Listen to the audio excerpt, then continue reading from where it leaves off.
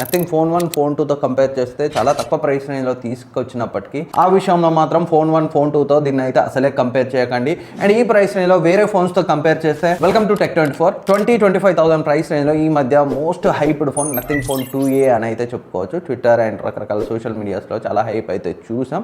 So already nothing phone 2Aకి iQOO Z9కి detail comparison video అయితే చేశాను. మీరు చూడకపోతే ఒకసారి ఆ వీడియోని చూడండి, మీకు హెల్ప్ అవుతుంది.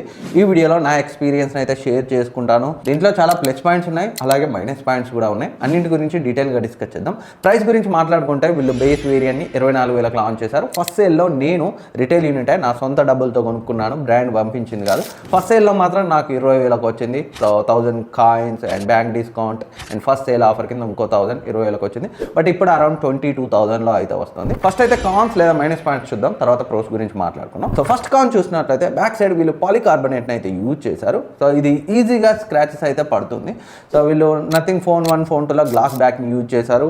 ఈవెన్ 23-24,000 ప్రైస్ రేంజ్ని కన్సిడర్ చేసినా గ్లాస్ బ్యాక్ని ఇవ్వచ్చు. ఎందుకంటే అండర్ 20,000 ప్రైస్ రేంజ్లో చాలా మొబైల్స్ గ్లాస్ బ్యాక్తో వస్తున్నాయి. ప్లాస్టిక్ కావడం వల్ల ఈజీగా స్క్రాచెస్ పడతాయి అండ్ ఆ స్క్రాచెస్ కూడా సో విజిబుల్గా అయితే ఉంటాయి. సో కొన్ని రోజుల తర్వాత సో ఇనీషియల్గా మీకు చాలా సూపర్గా అనిపించవచ్చు, బట్ కొన్ని రోజుల తర్వాత మాత్రం ఆడ్గా అయితే కనిపిస్తుంది. సో గ్లాస్ నిచ్చి ఉంటే సో అంత ఈజీగా స్క్రాచెస్ పడకపోతున్నాయి, ఇంకా ప్రీమియంగా ఉంటుండే. అండ్ నెక్స్ట్ కానీ నథింగ్ ఫోన్స్లో సాఫ్ట్వేర్ అంటేనే చాలా స్మూత్గా ఉంటుంది, బట్ ఇందులో మాత్రం నేను కొంచెం గ్లిచెస్ని అయితే నోటీస్ చేశాను. అండ్ కెమెరాలో ప్రాసెసింగ్లో కూడా ఇష్యూ అయితే ఉంది. సో అంటే ప్రాసెసింగ్కి చాలా టైం తీసుకుంటుంది. మీరు ఇక్కడ సైడ్ బై సైడ్ చూడొచ్చు iQOO Z9 నథింగ్ ఫోన్ 2Aతో రెండు కూడా సేమ్ ప్రాసెసర్ తోటే వస్తాయి. బట్ iQOO Z9 చూడండి, మనం షటర్ బటన్ క్లిక్ చేయగానే ఇమేజ్ అయితే రెడీ అయిపోతుంది. బట్ ఇక్కడ మాత్రం ఇమేజ్ ప్రాసెస్ అవుతుంటుంది, చాలా టైం అయితే తీసుకుంటుంది. ఈవెన్ దో ఒక అప్డేట్ వచ్చింది, అప్డేట్ తర్వాత కూడా సిమిలర్ ఇష్యూయే ఉంది.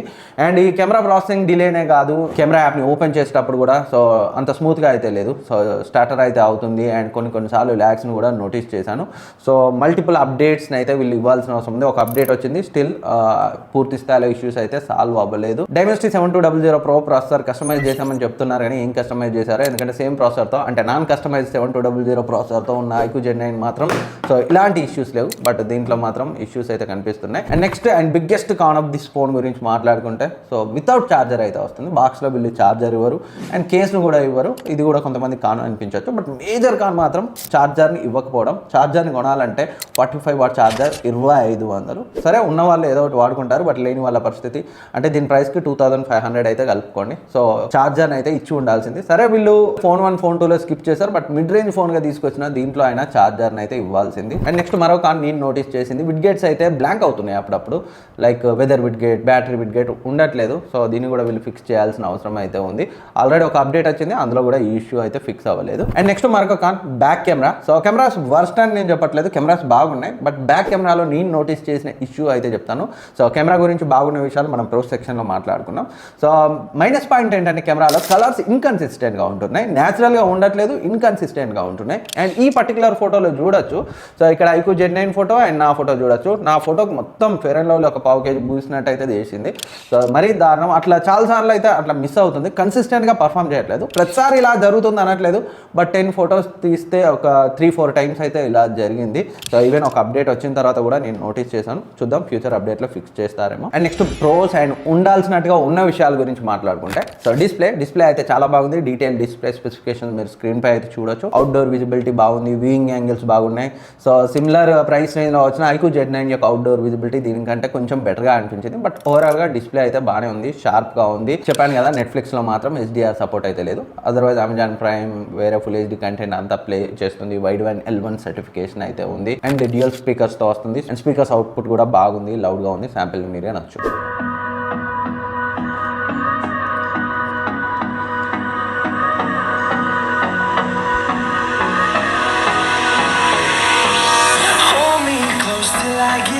ఓవరాల్గా డిస్ప్లే అండ్ సౌండ్ డిపార్ట్మెంట్లో అయితే కంప్లైంట్ చేయడానికి ఏం లేదు, నేను కాన్స్లో చెప్పింది తప్పితే. అండ్ డిస్ప్లేని ప్రొటెక్ట్ చేస్తూ గొరిల్లా గ్లాస్ 5 అయితే యూజ్ చేశారు, బట్ స్టిల్ మీరు ఏదన్నా ఒక ట్యాంపర్డ్ గ్లాస్ని అయితే యూజ్ చేయడమే బెటర్. అండ్ డిస్ప్లే తర్వాత నాకు ఈ ఫోన్లో బాగా నచ్చింది ఫ్రంట్ కెమెరా ఇమేజెస్ మాత్రం చాలా బాగా వస్తున్నాయి, డీటెయిల్గా ఉన్నాయి, షార్ప్గా ఉన్నాయి. కలర్స్ కూడా సో కాన్స్టాంట్గా ఆల్మోస్ట్ న్యాచురల్కి దగ్గరగా ఉన్నాయి. అండ్ పోర్ట్రేట్స్లో ఎడ్జ్ డిటెక్షన్ కూడా చాలా బాగుంది. అండ్ వీడియో క్వాలిటీ కూడా సో అది ఫ్రంట్ అయినా బ్యాక్ అయినా వీడియో క్వాలిటీ ఎక్సలెంట్గా ఉంది. ఫ్రంట్ మనం 1080p వరకే రికార్డ్ చేయొచ్చు. బ్యాక్ మాత్రం మనం 4K 30 FPS వరకు వీడియోని రికార్డ్ చేయొచ్చు. బ్యాక్ సైడ్ 2 కెమెరాస్ ఉంటాయి, 50 MP సెన్సార్స్ రెండు కూడా. సో డీటెయిల్స్ ఇక్కడ స్క్రీన్ పై అయితే చూడొచ్చు. బ్యాక్ సైడ్ 2 లెన్సుల నుంచి తీసిన వీడియో క్వాలిటీ అయితే చాలా బాగుంది అండ్ స్టెబిలైజేషన్ కూడా డీసెంట్గా ఉంది. ఈ ప్రైస్ రేంజ్లో నాకు ఈ ప్రైస్లో బెస్ట్ వీడియో క్వాలిటీ ఫోన్ అని అయితే అనిపించింది. And back side photos performance గురించి మాట్లాడుకుంటే, సో నేను కాన్స్లో చెప్పినట్టుగా కలర్స్ ఇన్కన్సిస్టెంట్ తప్పితే ఇమేజెస్ అయితే మెయిన్ సెన్సార్ నుంచి తీసినవి కానీ 50 MP అల్ట్రా వైడ్ యాంగిల్ లెన్స్తో తీసినవి కానీ సో షార్ప్గా ఉన్నాయి, డీటెయిల్గా ఉన్నాయి అండ్ పోర్ట్రేట్స్ కూడా బాగానే వస్తున్నాయి. సో 2xలో కూడా మనం పోర్ట్రేట్ ఇమేజెస్ అయితే తీసుకోవచ్చు. ఈ ప్రైస్ రేంజ్లో బ్యాక్ కెమెరా మాత్రం ఇదే బెస్ట్ అని చెప్పలేను, but remaining video and front మాత్రం ఈ ప్రైస్ రేంజ్లో ఇది బెస్ట్ అని అయితే చెప్పొచ్చు. అండ్ నెక్స్ట్ పర్ఫార్మెన్స్ గురించి మాట్లాడుకుంటే MediaTek Dimensity 7200 Pro ప్రాసెసర్తో వస్తుంది. LPDDR4X RAM UFS 2.2 స్టోరేజ్తో వస్తుంది. యాప్స్ ఓపెన్ అవ్వడం, క్లోజ్ అవ్వడం అంతా బాగానే ఉంది. ఓ మాదిరి మీడియం టాస్క్ చేసే వాళ్ళకైతే ఇష్యూ లేదు. మరీ హెవీగా స్ట్రెస్ చేసి మల్టిపుల్ యాప్స్ని మీరు బ్యాక్గ్రౌండ్లో ఉంచి ఓపెన్ చేస్తే మాత్రం అన్నీ రీలోడ్ అవుతున్నాయి. ఒక 3-4 యాప్స్ వరకు అయితే ఓకే, అదర్వైజ్ ఎక్కువ యాప్స్ అంటే మాత్రం కష్టమే. అండ్ గేమింగ్కి కూడా సో ఇదే ప్రైస్ రేంజ్లో నేను ఆల్రెడీ కంపారిజన్ వీడియోలో చెప్పాను కదా, సో iQOO Z9 బెటర్గా పర్ఫామ్ చేసింది. ఇది BGMIని 60 FPSలో హ్యాండిల్ చేస్తుంది, బట్ ఎక్స్పీరియన్స్ అయితే అంత బాగాలేదు. అంటే దీనికంటే దగ్గర ఒక 5-6,000 తక్కువ ప్రైస్ రేంజ్లో ఉన్న iQOO Z9లో మాత్రం సో గేమింగ్ ఎక్స్పీరియన్స్ బెటర్గా ఉంది అండ్ బెటర్ గేమింగ్ ఫీచర్స్ అయితే ఉన్నాయి. సో క్యాజువల్ గేమింగ్ వరకు ఓకే, అదర్వైజ్ BGMIలో ఫ్రేమ్ డ్రాప్స్, ల్యాగ్స్ అవి అయితే నేను నోటీస్ చేశాను. బట్ బెస్ట్ గేమింగ్ ఎక్స్పీరియన్స్ కావాలి ఈ ప్రైస్ రేంజ్లో అంటే మాత్రం ఇది మీకు కాదు. అండ్ నేను థ్రోట్లింగ్ టెస్ట్ చేశాను, ఎలాంటి ఇష్యూస్ అయితే లేవు. అప్ టు 89% వరకు అయితే స్కోర్ చేసింది థ్రోట్లింగ్ టెస్ట్లో అండ్ ఎలాంటి హీటింగ్ ఇష్యూస్ కూడా నేనైతే నోటీస్ చేయలేదు. అండ్ బ్యాటరీ లైఫ్ గురించి మాట్లాడుకుంటే 5000 mAh బ్యాటరీతో వస్తుంది. బ్యాటరీ లైఫ్ అయితే ఎక్సలెంట్గా ఉంది. సో ఐడియల్ డ్రైన్ ఎలాంటివి లేదు, ఈజీగా హెవీ యూజర్ అయినా 1 day అయితే వస్తుంది. బట్ బాక్స్లో ఛార్జర్ లేదు. సో అది మాత్రం చాలా పెద్ద బ్లండర్ మిస్టేక్ వీళ్ళు చేసింది. ఛార్జర్ని ఇవ్వాల్సింది కొనాలంటే 2500 వరకు అయితే ఉంది. Out of the box nothing OS 2.5తో 114తో వస్తుంది. 3+4 years అప్డేట్స్ అయితే వస్తాయి. సో అదైతే మంచి విషయం. నెక్స్ట్ ఇది డిజైన్. ఇది కొంతమందికి బాగా నచ్చవచ్చు, కొంతమందికి యావరేజ్గా అనిపించవచ్చు, కొంతమందికి కాన్గా అనిపించవచ్చు. సో డిజైన్ అయితే ఈ ప్రైస్ రేంజ్లో యూనిక్గా అయితే ఉంది. సేమ్ ఫోన్ 1, ఫోన్ 2 లాగే మనకైతే డిజైన్ కనిపిస్తుంది. And back side glyph lights same phone 1, phone 2 లా ఇచ్చారు, కానీ ఈసారి తక్కువ గ్లిఫ్ లైట్స్ని జస్ట్ 3 ఇచ్చారు. మెయిన్గా ఈ రైట్ సైడ్ ఉన్నది ఇంపార్టెంట్ నోటిఫికేషన్స్కి అండ్ కాల్ వచ్చినప్పుడు 3 బ్లింక్ అవుతాయి. ఈ లెఫ్ట్ సైడ్ ఉన్న గ్లిఫ్ లైట్ మాత్రం స్విగ్గీ, జొమాటో ఈ డెలివరీస్ ఎక్కడి వరకు వచ్చాయి అనేది చూసుకోవడానికి హెల్ప్ అవుతుందని సెట్టింగ్స్లో ఉంది. But as of now work అవ్వట్లేదు. మేబీ ఫ్యూచర్లో అప్డేట్ ఇస్తే దీన్ని అయితే వాళ్ళు ఎనేబుల్ చేయొచ్చు. అండ్ మీరేమంటారు, ఈ డిజైన్ నచ్చిందా లేదా కామెంట్ చేయండి. బట్ ఈ డిజైన్ని ప్రొటెక్ట్ చేయడానికి నేను కాన్స్లో చెప్పినట్టు గ్లాస్ బ్యాక్ అయితే బాగుంటుండే, బట్ ప్లాస్టిక్ కావడం వల్ల సో స్క్రాచెస్ పడితే వైట్గా కొంచెం ఆడ్గా అయితే కనిపిస్తుంది. అండ్ కాల్ క్వాలిటీ బాగుంది, సిగ్నల్ రిసెప్షన్ బాగుంది అండ్ 5G స్పీడ్స్ విషయంలో కూడా ఎలాంటి ఇష్యూస్ని అయితే నేను నోటీస్ చేయలేదు. సో 13 5G బ్యాండ్స్ అయితే ఉన్నాయి. 5G సపోర్ట్ అయితే చాలా బాగుంది.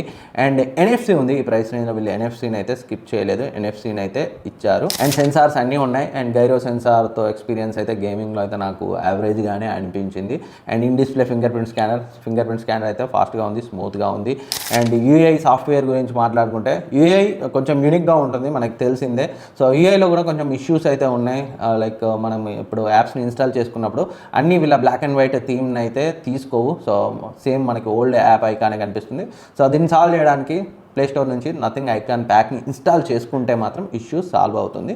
అండ్ నేను కాన్స్లో చెప్పినట్టుగా కొన్నిసార్లు ల్యాగ్స్ అయితే కనిపిస్తున్నాయి. సో దీన్ని కూడా వీళ్ళు సాల్వ్ చేయాలి. అదర్వైజ్ UI ఎక్స్పీరియన్స్ అయితే మీకు స్టాక్ ఆండ్రాయిడ్కి దగ్గరగా ఉంటుంది. చాలాసార్లు స్మూత్గా అనిపిస్తుంది, బట్ అప్పుడప్పుడు మాత్రం ఇబ్బంది పెడుతుంది. ఇందాక నాకు ఒక కాల్ వచ్చింది, లిఫ్ట్ చేద్దామంటే లిఫ్ట్ అయితే అవ్వలేదు. సో మళ్ళీ కట్ అయిన తర్వాత మళ్ళీ నేను కాల్ చేసి అయితే మాట్లాడాల్సి వచ్చింది. సో ఇలా కొన్ని ఇష్యూస్ అయితే ఉన్నాయి సాఫ్ట్వేర్లో. అండ్ కాల్ రికార్డింగ్ గురించి మాట్లాడుకుంటే ఈవెన్ దో ఇది గూగుల్ డైలర్తో వచ్చినా మీరు కాల్ రికార్డింగ్ అయితే చేయొచ్చు. బట్ దానికోసం హోమ్ పేజ్లో మీరు కాల్ రికార్డింగ్ విడ్గెట్ని యాడ్ చేసుకోవాలి. సో అప్పుడు మాత్రమే కాల్లో ఉండగా బ్యాక్ వచ్చి విడ్గెట్ని ప్రెస్ చేస్తే కాల్ అయితే రికార్డ్ అవుతుంది, ఎలాంటి అనౌన్స్మెంట్ లేకుండా. అండ్ ఇంకా ఇది IP54 రేటింగ్తో వస్తుంది. స్ప్లాష్ రెసిస్టెంట్, కొన్ని జల్లులు పడితే మాత్రం తట్టుకుంటుంది. సో మరి IP54 అంటే ముంచి తీయకండి. ఇది నథింగ్ ఫోన్ 2Aతో నా ఎక్స్పీరియన్స్. ఓవరాల్గా దీన్ని కన్సిడర్ చేయొచ్చా అంటే కాన్స్లో చెప్పినవి మీకు మ్యాటర్ కాకపోతే, కొంచెం ఎక్కువ ప్రైస్ ఉంది కాంపిటీషన్తో కంపేర్ చేస్తే అయినా పర్లేదు అనుకుంటే, ఛార్జర్ 2500 అయినా పర్లేదు, లేదు ఛార్జర్ ఉన్న ఛార్జర్ వాడుకుంటాను అనుకుంటే మాత్రం కన్సిడర్ చేయొచ్చు. నాకు బాగా నచ్చింది మాత్రం చెప్పాను కదా, front camera, video quality and back camera కూడా ఫస్ట్ అప్డేట్కి నిన్నటి అప్డేట్ కొంచెం ఇంప్రూవ్ చేశారు. బట్ స్టిల్ ఇంకో కొన్ని ఇష్యూస్ ఉన్నాయి, అవన్నీ సాల్వ్ చేస్తే మంచి ఆప్షన్ అవుతుంది. బట్ ఇంకొంచెం తక్కువ ప్రైస్ రేంజ్లో తీసుకొస్తే బాగుండని అయితే అనిపించింది. అండ్ మీకేమనిపించింది నథింగ్ ఫోన్ 2Eకి సంబంధించి కింద కమెంట్ సెక్షన్లో కమెంట్ చేయండి. ఆల్రెడీ iQOO Z9తో డీటెయిల్ కంపారిజన్ వీడియో ఉంది, ఒకసారి అయితే చెక్ చేయండి, మీకు డెఫినెట్గా హెల్ప్ అవుతుంది. సబ్స్క్రైబ్ చేసుకొని పక్కన ఉన్న బెల్ ఐకాన్ని యాక్టివేట్ చేసుకోండి. డౌట్స్ ఉంటే అడగండి, రిప్లై ఇస్తాను. మళ్ళీ కలుద్దాం.